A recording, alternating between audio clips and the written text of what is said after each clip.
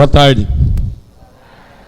Como o Bosco falou, meu nome é Luiz César, pertenço ao grupo João Paulo II, faço parte também desse grupo. Esse grupo completa esse ano 8 anos de caminhada, né?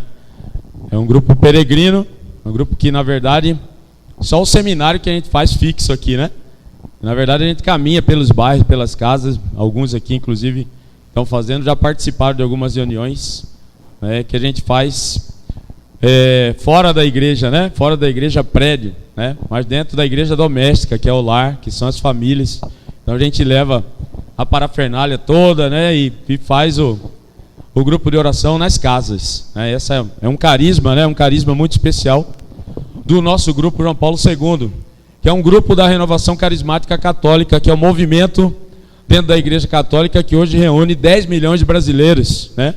E em todo o mundo, 110 milhões de pessoas fazem parte do movimento da Renovação Carismática Católica, que nasceu, né, dentro da Igreja Católica. Ela nasce em 1967.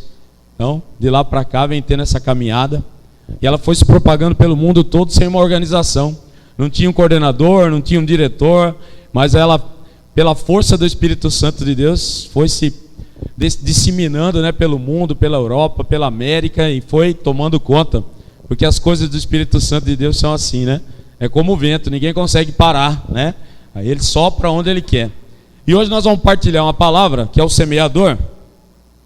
Na verdade, essa palavra ela está presente nos 3 evangelhos sinópticos. Os evangelhos sinópticos são o evangelho de Mateus, de Marcos e de Lucas, não é isso? Tem esse nome porque esse sinóptico vem de uma palavra que quer dizer assim, visão conjunta. São 3 evangelhos muito parecidos, né? O primeiro deles é o evangelho de Marcos, é o mais velho, o mais antigo. E os outros 2 ou tiveram origem no evangelho de Marcos, ou tiveram origem no livro que Marcos usou para trabalhar, que é o livro chamado de livro Q, né? Que é um livro hoje que está sumido, ninguém sabe para onde foi esse livro, né? Então são 3 evangelhos muito parecidos. E aí o que um descreve, o outro também descreve. Tanto é que na nossa igreja a gente está vivendo que ano litúrgico? Alguém lembra? Na igreja católica esse ano é o ano litúrgico C. A gente usa A, B e C. Alguém lembra que letra que é esse ano? Na igreja católica esse ano nós estamos no ano C, que é o ano de Lucas. O que significa isso? Que quando a gente vai aos domingos à missa, né, a gente vai encontrar o evangelho de quem? De Lucas. De Lucas. Então, o A é o evangelho de Mateus, na sequência que você tem na sua Bíblia. O B de Marcos e o C de Lucas. E o evangelho de João, que é o evangelho mais diferente, né? O 4º evangelho, ele na verdade faz parte de todos os anos litúrgicos. Se você percebeu ao longo da Páscoa que a gente viveu, a gente sempre estava proclamando o evangelho de João. Então, nas festas, né, nos momentos assim que a Igreja Católica na verdade se reúne mesmo para festejar, para comemorar, né? E a Páscoa é um desses momentos. Aí a gente usa o evangelho de João, tá? Ele permeia então o ano A, o ano B e o ano C. Esse ano nós estamos no ano C, o ano de Lucas, né? O ano de Lucas. E está presente então nas 3, mas nós vamos partilhar aqui no evangelho de Mateus. Você pode abrir a sua Bíblia no evangelho de Mateus, no capítulo 13. Capítulo 13. Quem tiver dificuldade, só levantar o braço aí, que os peregrinos do amor, os servos do grupo João Paulo II estão aí pronto para dar aquele auxílio, né, nessa localização, no manuseio da Bíblia. Capítulo 13, desde o versículo 1, do evangelho de Mateus.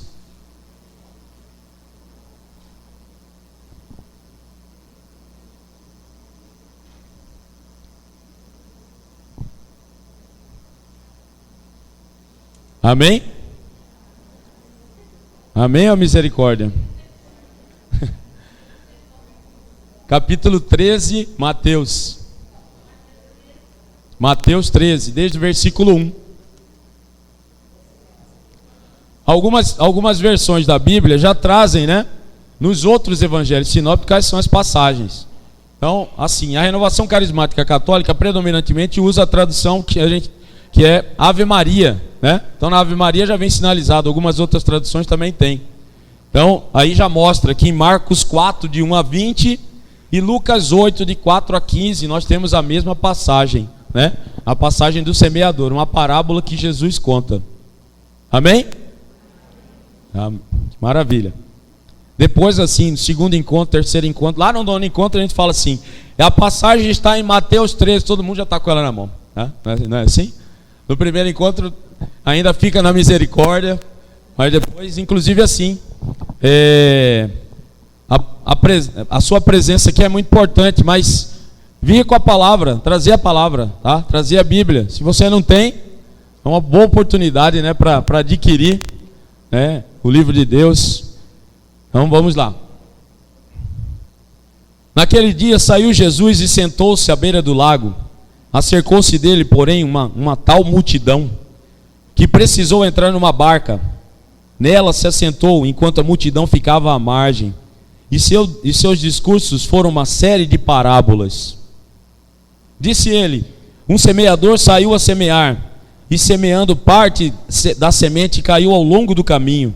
Os pássaros vieram e a comeram. Outra parte caiu em solo pedregoso, onde não havia muita terra, e nasceu logo, porque a terra era pouca, profunda. Logo, porém, que o sol nasceu, queimou-se, por falta de raízes. Outras sementes caíram em espinhos. Os espinhos cresceram e sufocaram.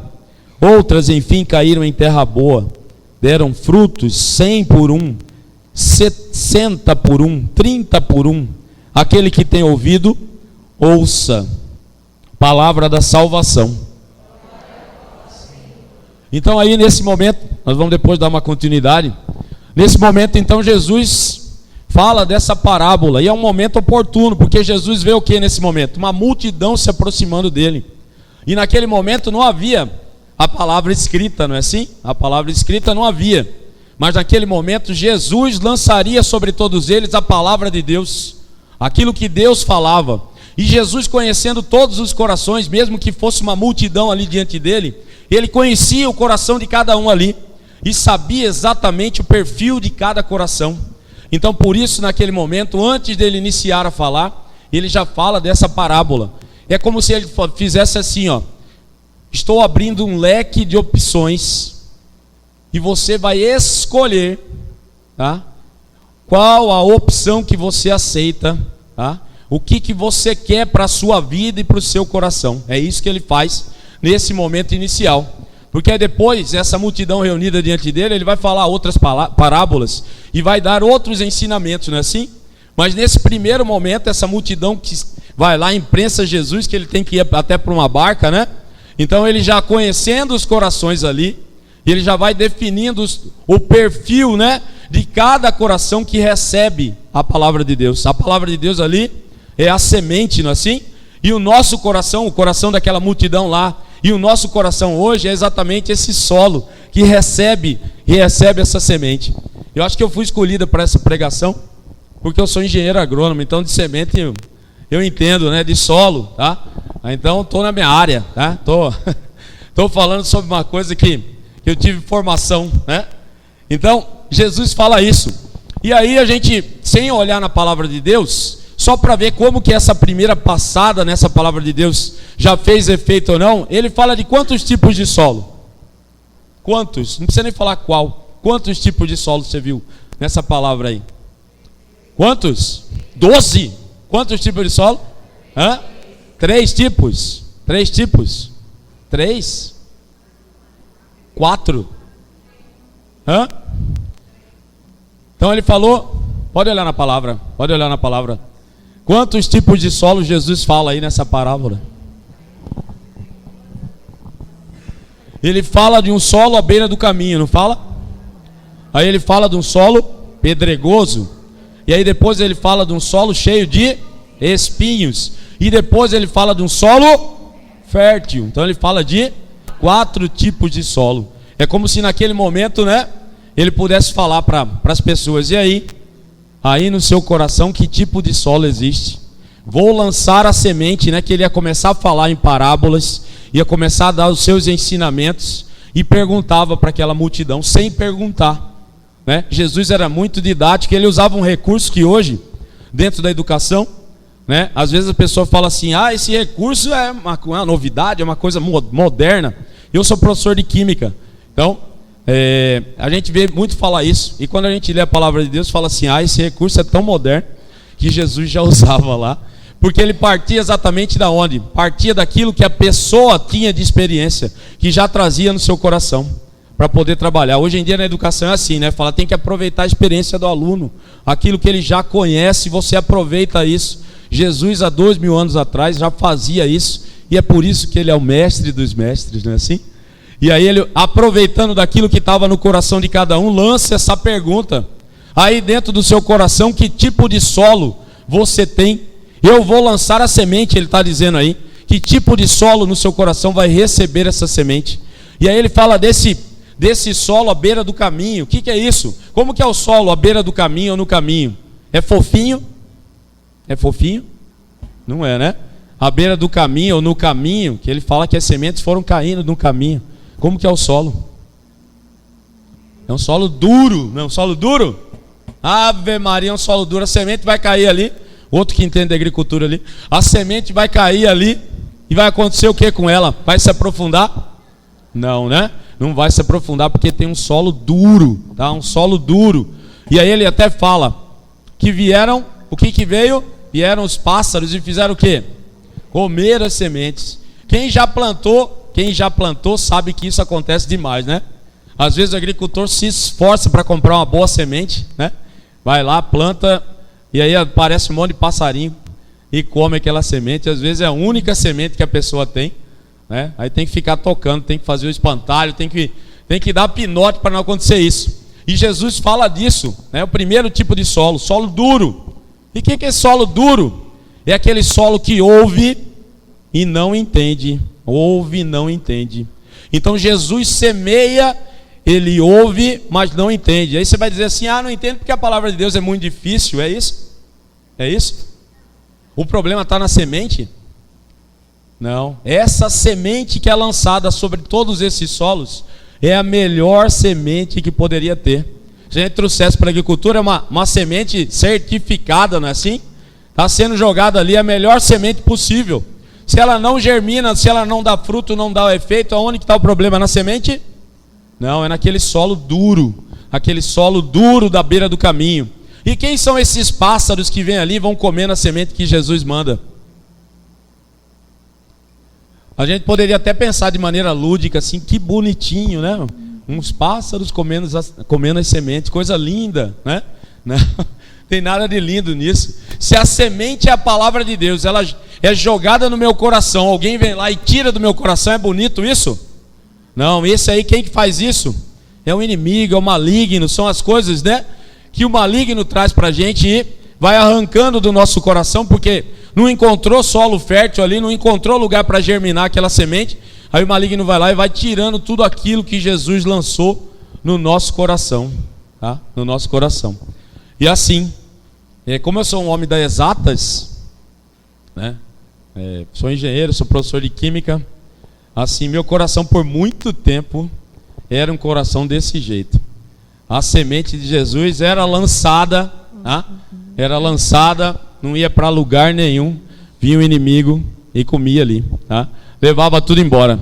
Levava através da soberba, através da verdade, da vaidade, tá? O inimigo colocava no meu coração que eu poderia ser Deus sem Deus. E aí ele ia roubando do meu coração tudo aquilo que Jesus colocava. Porque meu coração era endurecido, tá? Meu coração era endurecido. Se a gente for olhar mais para frente, tá? Não larga da Bíblia. Se você puder dar uma olhadinha ali, ó, no 14, versículo 14 dessa mesma passagem.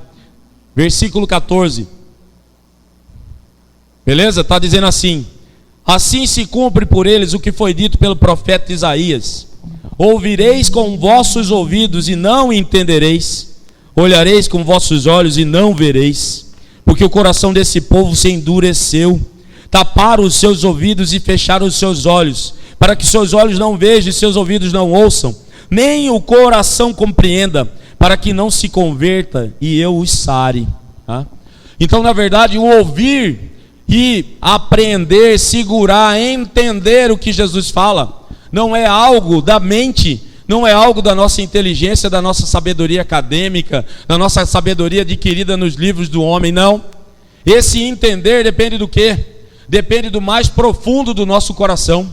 Esse é o entender. É aquela imagem assim, você pega uma criancinha pequena, você dá um objeto na mão, ela olha aquele objeto e aí imediatamente o que ela faz? Uma criancinha pequena faz o que com o objeto na mão? Põe na boca, não é isso? Põe na boca, porque para ela não basta entender, ver aquilo ali, ela quer o quê? Ela quer sentir aquilo, ela quer sentir. E se a gente não tem esse interesse, não tem essa vontade de sentir a palavra de Deus no nosso coração, a gente não compreende, a gente não entende, tá? Muitas vezes na palavra de Deus, a palavra entender vem de uma tradução de uma palavra porose, que quer dizer porosidade mesmo, deixar passar, tá? E muitas vezes a gente não deixa passar a palavra no nosso coração, não deixa ela penetrar, não deixa entrar, porque está endurecido o nosso coração. Esse é o primeiro tipo de solo que Jesus fala. E ele fala isso com certeza naquela multidão, quantas e quantas pessoas estavam ali, mas movidas por quê? Essa multidão estava acompanhando Jesus por quê? Porque viu Jesus fazer o quê?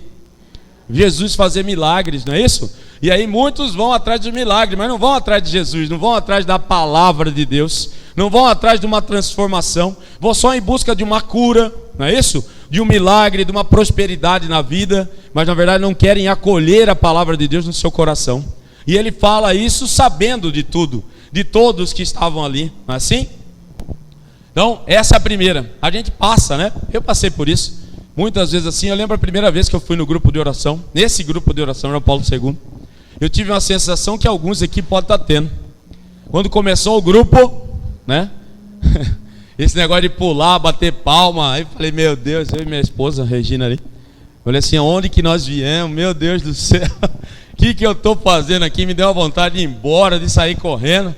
E aí na época o nosso grupo tinha assim bastante jovens, eram mais jovens, né? Hoje já não estão tão jovens assim, tem um monte daquela época, mas já são mais velhinhos, né? Já passou 8 anos, então já deu uma baqueada, né? Até essa criança aqui, já deu uma baqueada.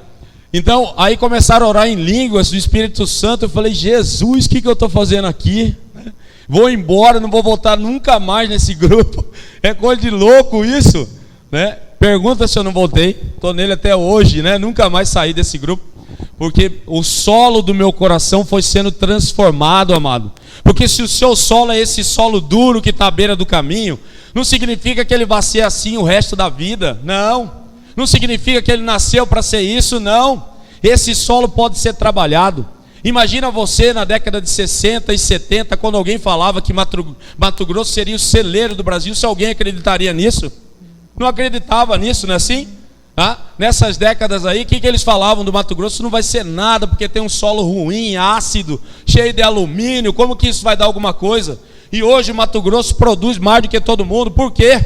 Porque esse solo foi trabalhado, foi transformado, de um solo ruim foi transformado num solo fértil, num solo bom, onde a semente cai e nós somos campeões de produtividade. E assim mesmo é no nosso coração. Se hoje o nosso coração está nessa primeira categoria de coração, amado, nós temos muito que trabalhar, porque o nosso coração vai dar muito fruto ainda. Você crê nisso? Você crê nisso ou não crê nisso? Se você crê nisso, você diga amém. Se você deseja que o seu coração seja verdadeiramente transformado dessa forma, desse solo duro, em que o inimigo vem a todo momento e vai tirando as palavras de Deus do seu coração, você diz amém mais uma vez. Porque é isso que nós queremos verdadeiramente para o nosso coração. Queremos um solo fértil, onde a palavra de Deus vai cair e vai produzir frutos numa proporção até maior do que essa que Jesus fala para nós aqui. E o segundo tipo de solo, o que ele diz? Qual é o solo, o segundo mesmo? Pedregoso. Solo pedregoso. O que acontece? A semente não germina? Germina. Aí fala, na palavra fala. Ó. Ele fala aqui, ó. Na palavra de Deus, quando ele fala do solo pedregoso, ela fala que a semente germina. Mas como não tem terra profunda, o que acontece? Ele aprofunda as raízes? Não tem para onde aprofundar. Aí se não tem para onde aprofundar, a planta tem como se alimentar? Não, aí vem um solzão, acontece o quê? Já morreu. Já morreu. Então assim, essa é uma categoria de coração que recebe a palavra de Deus com alegria. A palavra de Deus até germina, mas na primeira dificuldade já era Jesus, não é assim? Na primeira adversidade na vida da gente, na primeira intempérie que aparece, ele já está abandonando o caminho e fala: você é besta, não vou ficar nisso não, né? A primeira coisa que vem. E aí muitas vezes fala assim: ah, mas Jesus está mandando provação demais para mim, não vou ficar, né? Não vou ficar. Amado, está escrito na palavra de Deus muitas vezes, no livro de Pedro está escrito que tudo aquilo que Jesus manda para nós, que Deus manda para nós, é porque nós damos conta. Porque aquilo que nós não damos conta, Deus já nos livrou e nós nem sabemos. Você acredita nisso? Muitas vezes você sai atrasado de sua casa, fica lá desesperado porque saiu atrasado, né? E muitas vezes Deus está desviando o seu caminho, amado, porque no caminho por onde você ia passar naquele momento ia acontecer algo, e Ele já está livrando você de um algo maior que você talvez não pudesse resistir, e você nem sabe disso. Por isso que quando a gente louva e agradece a Deus, a gente louva por tudo que a gente vê, mas a gente agradece a Deus também pelos livramentos que Ele faz na nossa vida, na vida dos nossos filhos, na vida das nossas famílias. Ele faz isso todo dia, todo dia. Aquilo que Deus sabe que nós não suportaremos, Ele livra, Ele livra. Então as provações que vêm, que Ele permite, tá? São provações que nós podemos existir sim, nós podemos passar por aquilo bravamente, como um guerreiro mesmo podemos passar por aquilo. Você crê nisso? Que maravilha, que maravilha. Porque crendo nisso, a gente sai dessa categoria de solo que se alegra, né? Se empolga, às vezes sente aquele arrepio na nuca, assim, na cintura, quando está num ambiente desse daí, mas passou aquele arrepio, né? Na primeira aprovação, já faz o quê? Alguém chega para você e fala assim: ah, você era amigo de Jesus. Não, eu não. Né? Aí você vai para lá, o outro fala assim: ah, você faz parte daquele grupo. Não. Já está fora, igual Pedro, né? Já está fora. A palavra de Deus até toma aquele corpo, né? Parece que vai, mas aí na primeira prova já foi. Tem gente inclusive que fala assim: ah, mas Deus está mandando tanta doença lá em casa.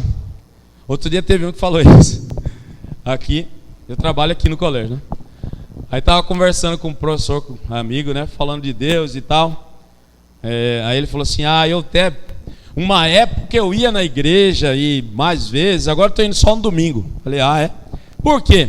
Não, porque Deus começou a mandar umas doenças lá para casa. Eu falei: pera lá, que religião que você é, meu velho? Aí ele falou assim: sou católico. Eu falei: não é católico. Mas por que não sou? Eu falei: porque o meu Deus, na igreja católica, não manda doença para ninguém. O meu Deus não tem nada a ver com o mal. Está escrito na carta de Tiago, isso daí. Está escrito lá, que o mal não tem nada a ver com Deus. Não tem nada a ver com Deus. Então tem gente que fala essas besteiras assim, nem pensa no que está falando. Falei para ele: seu Deus deve ser outro, a sua religião deve ser outra. Você não deve ser cristão, tá? Não estamos falando a mesma coisa. Mas aí muitas vezes a gente é assim, né? Esse solo assim, né? A palavra de Deus é bonita, aí nós somos tocados, sentimos aquele arrepiozinho, até empolgamos uns dias aí, né? Vamos mais vezes à missa, participamos da missa, e aí vem o sol e a gente já fugiu. Aí não tem fruto, tá? Não dá fruto. E o terceiro tipo de solo, como é que ele é? Como que é o terceiro tipo? De espinhos, não é isso? De espinhos. Então a palavra de Deus cai no meio dos espinhos, não cai? Palavra de Deus tem alguma coisa a ver com o espinho? Se você pensar em Deus, você vai pensar, alguém falar para você assim: ô meu amigo, pensa em Deus, você já vai pensando no espinho, é isso? Lógico que não, né? Lógico que não. Então a palavra de Deus tem alguma coisa a ver com o espinho? Não tem nada a ver com o espinho. Então se a palavra de Deus cai no lugar que tem espinho, tem duas coisas que estão morando juntas que não tem nada a ver, é isso? Estão ali junto, mas não tem nada a ver, é isso? É isso ou não é isso? Duas coisas que não tem nada a ver estão morando junto. Será que é possível acontecer isso no nosso coração? Uma coisa que é de Deus, a palavra. Outra coisa que é o espinho, não é dele. Será que acontece isso no coração da gente? Graças a Deus não acontece isso no coração de ninguém aqui dessa sala, né? Nessa sala aqui não, tá? Nessa sala ninguém é assim. Mas se botar o pé ali fora, hein? Aí sim. Então, não é assim? No conviver no mesmo lugar. Que lugar que é esse? No nosso coração. As coisas de Deus e as coisas que não são de Deus. Essa semente vai ser sufocada, amado. Está escrito na palavra de Deus, você não pode servir a dois senhores, não pode. Quem que você elegeu para ser o seu senhor da sua vida? Quem que você elegeu? Aonde está o teu tesouro? Onde que está o teu tesouro? Qual é o tesouro teu? Aonde está? Está escrito, aonde está o teu tesouro, ali está o teu coração, ali está o teu coração. Então, se você já elegeu um outro Deus, um outro Senhor, apesar de estar escutando a palavra de Deus, querendo que os dois morem junto no seu coração, Jesus está falando para você que não vai dar fruto. Você acredita em Jesus? Acredita? Sim? Tem uns aí quase desparafusaram a cabeça agora, hein? Acredita ou não acredita? Sim. Então, se a gente acredita em Jesus, ele está dizendo, em outras passagens também diz, que você não pode servir a dois senhores. E esses espinhos são exatamente o que? Aquilo que a gente elege para outros senhores. Muitas vezes elegemos o que? O nosso trabalho, a busca pela riqueza. Aí muita gente fala assim, ele está dizendo que não pode trabalhar. Não está dizendo que a pessoa pode ser próspera, não. Lógico que não. A gente tem que buscar isso. A gente tem família, que é o melhor para os nossos filhos, não é assim? Queremos trabalho, sim. Queremos uma boa casa, não é assim? Isso é uma busca. Você acha que Deus não gosta disso? Isso é responsabilidade, amado. Porque a primeira missão que a gente tem na vida da gente é com a nossa família. Essa é a primeira missão, é a nossa vocação com a nossa família. Então é lógico que isso é saudável. Agora, se isso se transforma, o Senhor da tua vida está errado, amado, está errado. Na palavra de Deus está dizendo que a primeira coisa que a gente tem que ter, quem que é? É Deus, é Deus. Depois as outras coisas virão por acréscimo. Não está escrito assim em passagem que todo mundo conhece? Já foi tema da campanha da fraternidade, não é assim? Mas outras coisas virão por acréscimo, em primeiro lugar Deus. A não ser que...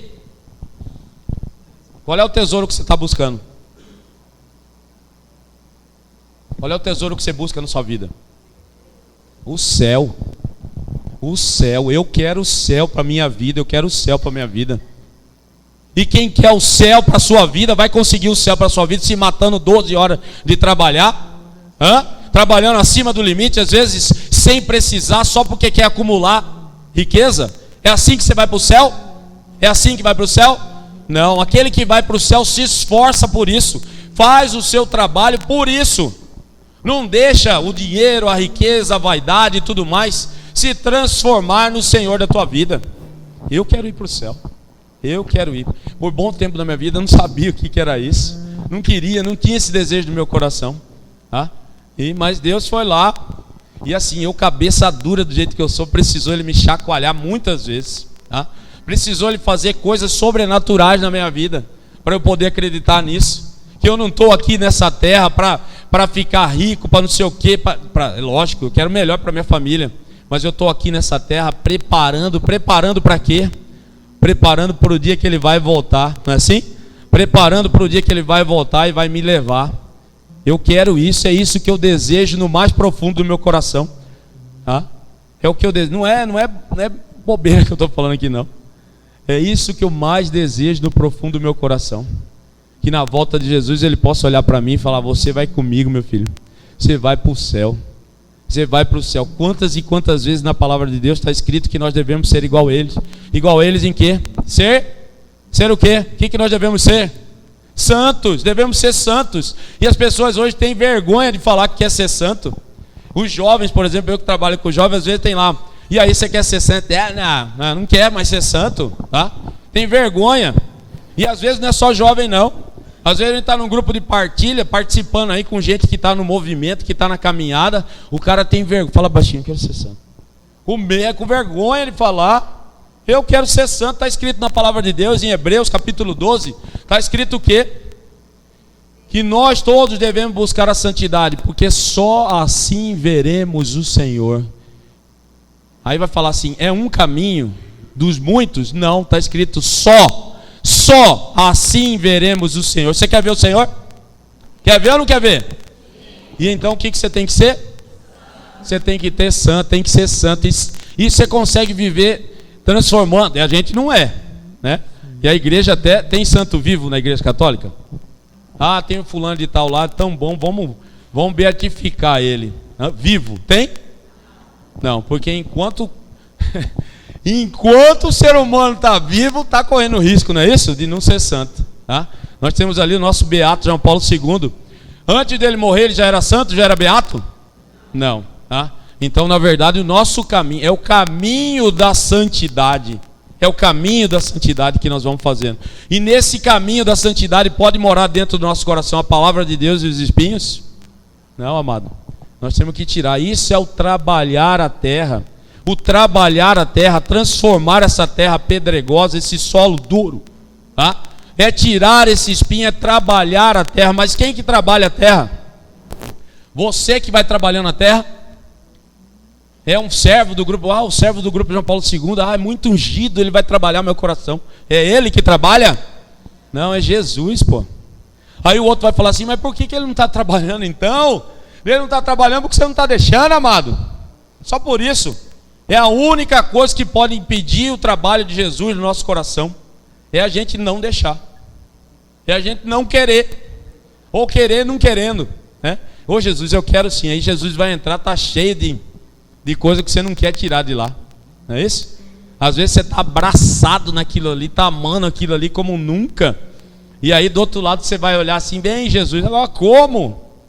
Né? Como? E aí ele fala do quarto solo. Qual é o quarto solo?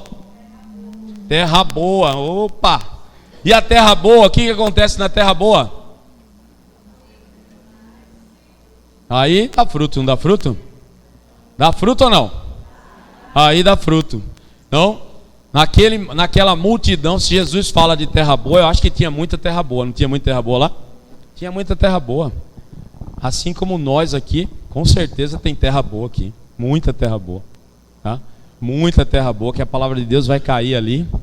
Ave Maria, nem tocou na terra, já está germinando, não é assim? Não é não?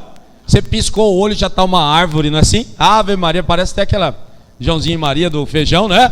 Caiu ali, ó, já vai brotando, aquele já vai crescendo uma árvore frondosa. Mas só árvore basta? Um dia Jesus estava caminhando com os discípulos, tá? Estava lá caminhando. E aí Jesus ficou com fome. Jesus sentiu fome várias vezes, né? Para mostrar que era humano mesmo. Aí ele sentiu fome. Aí ele estava ali, aquela fome, a barriga dele fazendo aquele barulho, né? Tava uma broca dentro dele, não é isso? Tá? Aí o que ele fez? Ele viu uma árvore frondosa, uma figueira, falou, agora vou fazer uma boca ali. Aí foi lá na figueira. A árvore era bonitona, verde, grandona, enorme. Aí ele parou diante da figueira, olhou. Entrou ali por baixo, olhou. Falou, não, eu vou olhar mais de longe, quem sabe eu vejo. Olhou. Tá? Falou, Pedro, baixa aí que eu vou subir no seu ombro. Eu vou olhar de novo nessa figueira aí. Olhou de novo. Não encontrou um fruto. Ele gostou? Ele não gostou. O que ele fez com a figueira? Alguém lembra? Ele amaldiçoou a figueira. Ela falou ali, ó. Amaldiçoou. Aí eles seguiram o caminho. No outro dia eles passaram por ali de novo. Como que estava a figueira? Seca. Estava seca. Os discípulos olharam para aquela figueira e falaram que o homem é poderoso mesmo, né? Ontem nós passamos aqui, o trem estava verde, enorme. Ele procurou um único fruto, não teve. Então, se a semente cai, germina, dá aquela árvore frondosa, folhas bonitas, basta? Não, nós precisamos dar frutos. Precisamos dar frutos. É isso que a parábola fala. É fruto, amado, é fruto.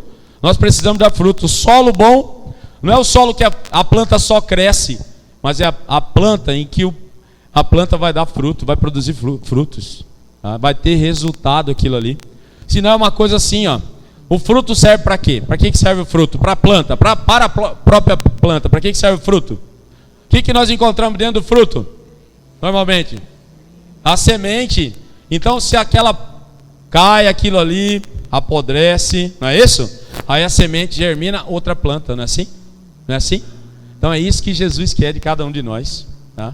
Que a palavra dele caia no nosso coração, que germine mesmo, verdadeiramente, uma planta forte assim. Aí pode vir, se germina, se cai nesse solo, pode vir as intempéries, pode vir as provações, que não acontecerá nada. Tem uma passagem muito linda, você pode marcar aí. Essa passagem é muito linda, eu quero que você marque. Ela está em Jeremias, é Velho Testamento. Jeremias 17.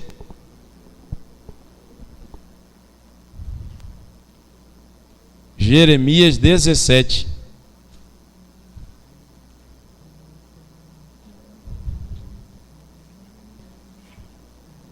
A partir do versículo 7. Jeremias 17. Eu queria assim, se você trouxe um grifa-texto, grifa essa passagem. Se você trouxe só caneta, risca embaixo. Sublinha esse negócio. Se você não trouxe nada, escreve na mão, tá? Essa passagem aí. Tá em Jeremias já? Que bom que os peregrinos estão ajudando, né? Porque se não tivesse ajudando, aí era mais difícil. Não é não?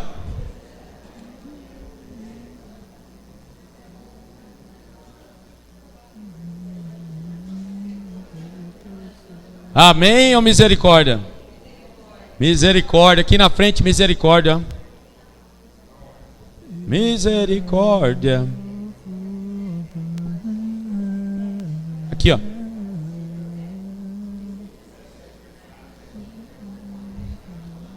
Porque assim, muita gente tem a Bíblia Ave Maria, né?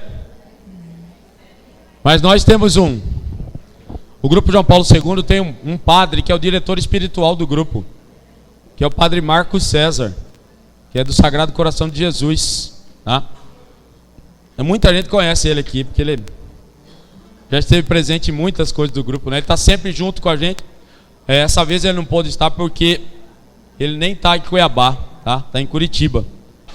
Então ele sempre fala assim, que ele é totalmente contra esse negócio de falar a página, né? O cara que vai pregar, abre a Bíblia, fala a passagem, fala assim, é na página tal. Ele fala, isso é para receita de bolo, que nego fala página. Para a palavra de Deus não é assim não, tá? Então, aí a gente não fala página, né? Às vezes até falava. E às vezes tem um desobediente que ainda fala, né? Então olha lá, achou o capítulo 17 de Jeremias? Versículo 7, olha assim, meu coração se enche de alegria, de fé, nesse momento. Eu quando estou assim meio, eu abro a palavra nessa passagem aí, tá? E aí está a resposta. Está a resposta para todo mundo que às vezes fica meio abalado, para todas as vezes que às vezes você recebe a palavra de Deus no seu coração, e quando vem a primeira tempestadezinha, um ventinho de nada, você já está gritando socorro, já está querendo abandonar tudo, já está querendo sair, já pega a palavra de Deus, já joga no lixo, já não faz mais nada com ela de bom, tá? Então, tá nessa passagem aí, ó. Versículo 7. Bendito o homem que deposita confiança no Senhor, e cuja esperança é o Senhor. Assemelha-se à árvore plantada perto da água, que estende as raízes para o rio, para o arroio.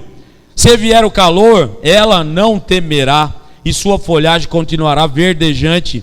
Não a inquieta a seca de um ano, pois ela continua a produzir frutos. Continua a produzir frutos, amém. Essa palavra é a palavra de vigor para todos nós, não é, amado? É a palavra de vigor, tá? Então, você quer ser igual a essa árvore? Está plantada na beira do rio. Olha só que coisa boa para a árvore. Mas não basta estar plantada à beira do rio. É só isso que ele fala? Está plantada à beira do rio, não fala aí? Olha aí. Olha aí. Assemelha-se à árvore plantada perto da água. Está plantada perto. Será que basta estar plantado perto da água? Ah, eu estou plantado perto da água. Meu irmão vai todo domingo na missa. Eu estou perto dele. Hã? Que bom, né? Estou plantado perto da água. Eu trabalho perto do santuário de Nossa Senhora Auxiliadora. Estou perto dele, né? E aí? Aí olha só a sequência. Está plantado perto da água. Mas olha lá, o que vem depois?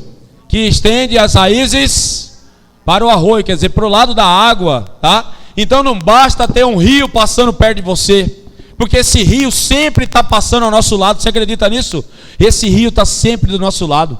Às vezes a gente abre os nossos olhos e não vê, porque a gente não abre os nossos olhos espirituais. Nós estamos querendo abrir o nosso olho da mente, nós estamos querendo abrir o olho com a sabedoria humana, mas existe um rio que passa a todo momento perto de nós. E está faltando o que, amado? Está faltando, como está escrito em Jeremias, você estender suas raízes na direção dele. Às vezes o rio está passando do lado, nossa raiz está lá do outro lado, não é isso? Está lá do outro lado. Então ele está pedindo aí, está dizendo para nós, está dando aí, é a palavra de Deus através do profeta Jeremias. Estende as suas raízes para o lado da água. Que água que é essa? É a água de Deus, não é isso? É a água do Espírito Santo. Então nós estamos começando hoje o nosso seminário de vida. Estamos começando hoje, tá? Muitos podem ter já falou assim, já vou desistir. Já vou desistir, tá? Então vem aquela assim, que eu vim fazer aqui? Às vezes um leva o outro, não é assim? Às vezes um amigo leva uma amiga, não é assim? Um vizinho traz outro, às vezes o esposo traz a esposa, às vezes o inverso. Aí nesse primeiro momento um olha para o que veio empurrado, olha para a cara assim, falando: nós vamos conversar mais tarde. Não? Nós vamos conversar mais tarde. Mas sabe por que vai conversar mais tarde? Eu também pensei assim, sabe por quê? Porque nós vamos perdendo a nossa segurança. Porque a nossa segurança não estava em Deus. E aí nesses momentos em que Deus fala profundamente no nosso coração, é como se naquele momento você estivesse sentindo o quê? O chão que está debaixo dos seus pés começar a mover, não é assim? A gente está num conforto, está ali achando que é o bam, bam, bam, e aí de repente é apresentado para você um mundo novo, não é isso? Uma possibilidade nova, uma pessoa nova pode surgir ali, e aí você começa a ver tudo que você ergueu as coisas, tudo começa a balançar, parece que alguém está puxando o teu tapete, e aí você quer se defender, não é assim? Defende não, amado, não faz isso de jeito nenhum. Deixa o seu tapete ser puxado, porque o que vai acontecer conosco nesse seminário, sabe o que é? Um verdadeiro terremoto. Você lembra de alguma passagem da palavra de Deus que fala em terremoto? Lembra? Tem um monte, vou lembrar de uma do Novo Testamento. Paulo e Silas estavam presos. Todo mundo lembra dessa passagem? Paulo e Silas estavam presos, foram presos injustamente, lógico, né? Estavam presos em nome de quem? De Jesus. O povo estava perseguindo Jesus, prendia os caras, né? A perseguição não era deles. Ninguém queria saber de Paulo e Silas. Prender Paulo e Silas para quê? Eles queriam perseguir a Jesus. Assim mesmo é. Assim mesmo é na vida dos cristãos. Quando o cristão é perseguido, é o cristão que está querendo perseguir o cristão? Acho que não. E aí aqueles dois estavam lá presos. Na palavra de Deus fala que eles estavam presos na prisão inferior. Aí o cara olha assim e fala: peraí, prisão, tem coisa mais inferior do que prisão? Ainda é prisão inferior? Ave Maria, estão acabando com a vida desses dois homens. Pois é, eles estavam na prisão inferior. Os presos de cima que faziam cocô caíam neles. É assim que é a prisão inferior, tá? E eles estavam lá amarrados, acorrentados, as grades todas fechadas. E aí estavam os dois sentados lá, um se lamentando para o outro, não era assim? Puxa vida, para que nós estamos presos aqui? Tá vendo? Eu falei para você não seguir esse homem. E agora nós estamos tudo presos aqui por causa desse homem. Era assim que eles estavam falando? Era assim? Não, eles estavam fazendo o quê? Louvando a Deus e entoando hinos, não é isso? E já era meia-noite, amado. Já era meia-noite e todos os presos da cadeia conseguiam ouvir aquilo ali. Será que aqueles caras tinham um aparelho de som assim, igual tem hoje aqui? Igual o nosso Ministério de Música tem? Tinha não, porque não eram eles que estavam orando, por isso que todo mundo ouvia. Quem que estava orando neles? Era o Espírito Santo de Deus. E o Espírito Santo de Deus estava orando neles, por quê? Porque eles estavam deixando ser usados pelo Espírito Santo de Deus. Eles estavam naquele momento com um coração de que tipo? Fala para mim aí qual era o coração deles. Um coração fértil. E a semente de Deus caía ali e dava fruto, e dava fruto, e dava fruto. E o cara olhava para aquela árvore e falava: meu Deus, não para de dar fruto? Parece aquela mangueira lá de Cuiabá, não é isso? Tá? Não tem umas mangueiras por aí que são assim? Não para de dar manga. Então, naquele momento eles entoavam hinos, cantavam para Deus, louvavam aquilo que estava acontecendo ali, acreditando que aquilo ali não seria para sempre, que Deus viria sim, porque Deus ama cada um de nós e lógico que Ele não criou nenhum de nós para o sofrimento. Você acha que nós somos criados para o sofrimento? Não, amado, nós somos criados para a vitória, nós somos criados para a felicidade. Deus distribui dons para todo mundo. Para todo mundo. Nem todo mundo tem os mesmos dons, mas tem um dom que todo mundo tem. Qual que é o dom? O dom da felicidade. O dom da felicidade. Outro dia alguém mandou uma mensagem dizendo assim: quando a tristeza está chegando, acho que foi a Júlia, quando a tristeza chega perto, meu coração já fala: pode passar daqui, porque a felicidade chegou primeiro.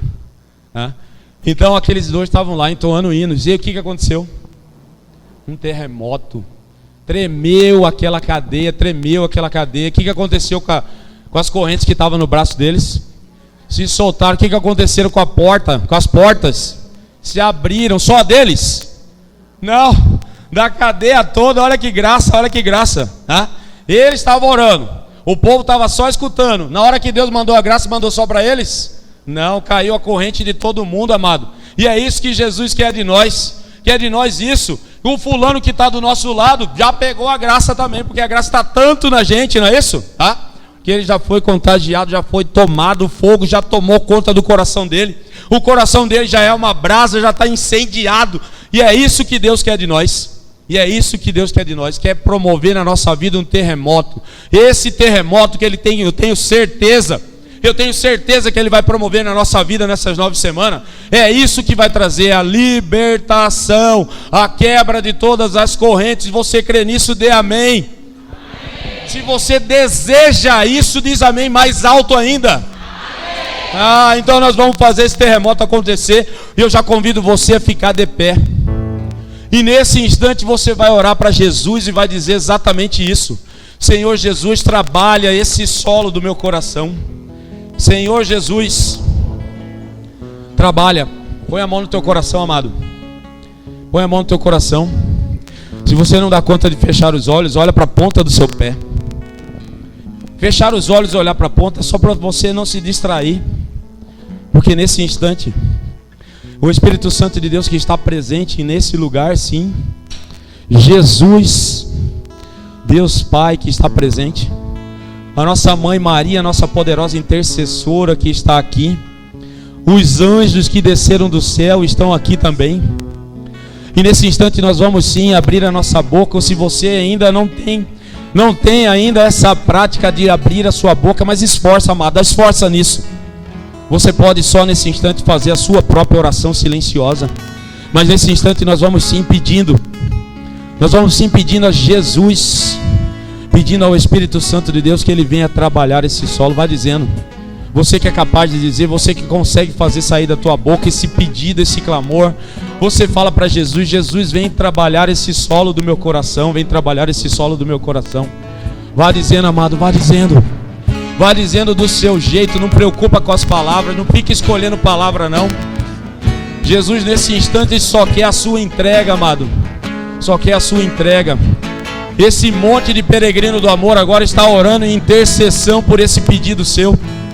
E você vai pedindo: Jesus, vem trabalhar o meu coração, vem transformar essa terra. E você sabe qual é o tipo de terra que está dentro do teu coração, não sabe? Se a sua terra é o solo pedregoso, você fala: Senhor Jesus, transforma esse solo pedregoso em solo fértil. Se é o solo da beira do caminho, você vai dizendo: Senhor Jesus, esse solo compactado, endurecido, seja poderosamente transformado em solo fértil, Senhor Jesus. Se no seu coração tem muitos espinhos, tem aquilo que não é de Deus, nesse instante você vai pedindo o arado que vem do céu, amado. Você vai pedindo sim: Senhor Jesus, vem tratar meu coração, Senhor. Vem tratar o meu coração, vem sarar o meu coração. Vai pedindo isso, amado, para que essa semente que cai no teu coração, que vai cair, que está caindo já, durante essas 9 semanas, venha dar frutos, numa proporção não de 100 para 1, mas de 1000 para 1, amado. Vá pedindo, vá dizendo: Senhor Jesus, envia o teu Espírito Santo, envia o teu Espírito.